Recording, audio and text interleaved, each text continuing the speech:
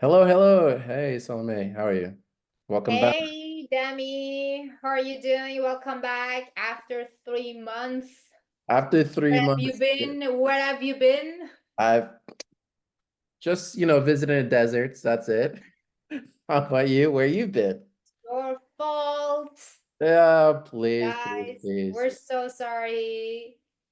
It You takes know, two to tango. like Yes, yes, we were yes. supposed to do it once a week, but now it's been like 3 months It that, really has. It well, feels we're here now. now we're back. That's the most important thing. So, but ultimately, let's let the sun settle and let's talk about Dune, which came out in 2021. At least this is the remake from the 1980 movie that was done many moons ago. This is the Denis Villeneuve movie, which is going to be a part of a trilogy. The second one just came out early this year. This features Timothée Chalamet, Zendaya, Rebecca Ferguson, Jason Momoa, Oscar Isaac, and then this magnificent movie, essentially, which was shot in IMAX, is essentially a dramatization of the book Dune by Frank Herbert, which came out in 1984. So ultimately, this is a very large scale movie. A lot's going on. Um, I I'm not sure about others, but I'm the kind of guy that likes closure when I watch movies, and because this is a trilogy, I couldn't get my immediate closure because I need the story to end. It had features about like people in space, traveling on space worms, finding spice, which is some sort of interstellar travel. And then also had different royalties and different action sequences and doing drugs and a little bit of a love story. But for me, this sci-fi was very loud and very big, and it has a very grandeur story to tell. So, Salome, what was there anything that jumped out to you about this?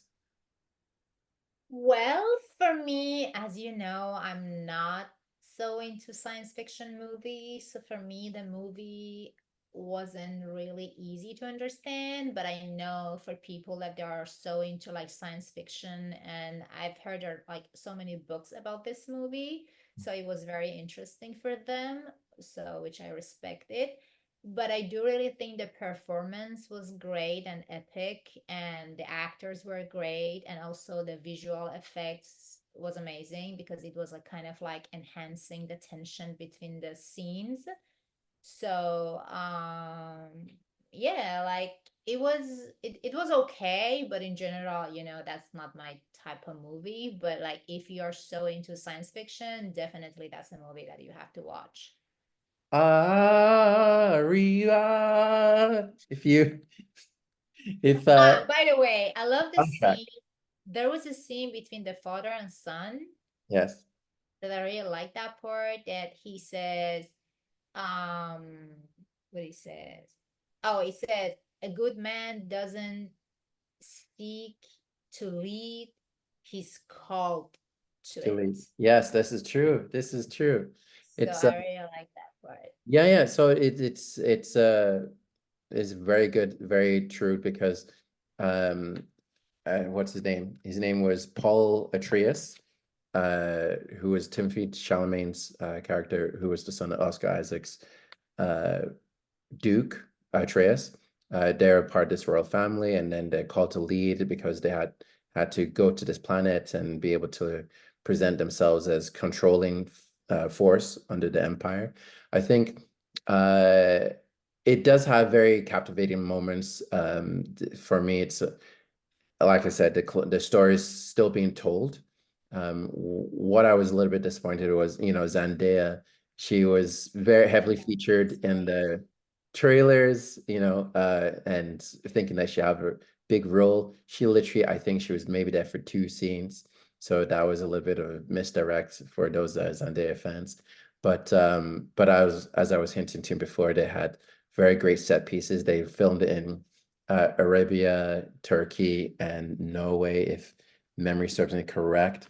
Um, and then I think, oh yes, Norway, Budapest, Jordan, and Abu Dhabi. Um, Hmm. so a very big budget was used for this grandeur scale story. It came out to 165 million, but it did pretty well in box office with 400 million dollars at least on the box office sales at that time. So let us see where the story continues and still leads. As we said, that was the first of three. Maybe we'll review the next one if God willing, we will. But I think for me, this movie is something you can definitely sink your teeth into if you like sci-fi, if you're just Star Wars fans, if you like, very grandeur storytelling, very mood-light settings and things like that. So that's what Dennis was really going for in this story. And then, it's almost like Pocahontas, invaders coming over to capture land from natives to freemen. But ultimately, it's kind of a story for everybody if you're into sci-fi. But yeah, so at least for me, it was really good. I would give it a 7 out of 10. I would give it a 9 out of 10 if it had a closure, but because it's still a first part, 7. How about you? I would give it 4. 4. My heart breaks. So Sorry, no science fiction for me. no worries. So ultimately, that's a 5.5 salty popcorn review. IMDb gave it 8 out of 10, and Rotten Tomatoes gave it 83%. So I think a lot of people liked it more than us, Salome. Yeah, So like for sure. If you're into science fiction movies, so that was the best. And also like as I told you, like your visual effects and everything, if you are really into cinematography, it's kind of cool movie. exactly, we look forward. So here's to looking forward to second part and third part. Second part this year, and then third part, if not 2025, then 2026. So all right, have a good one, Don't guys. Hopefully forget we'll to see you soon. subscribe. Don't forget to subscribe and follow us on Instagram and share. That's it. The magic words from her lips to your ears. All right, we'll talk to you all later. Bye. Bye.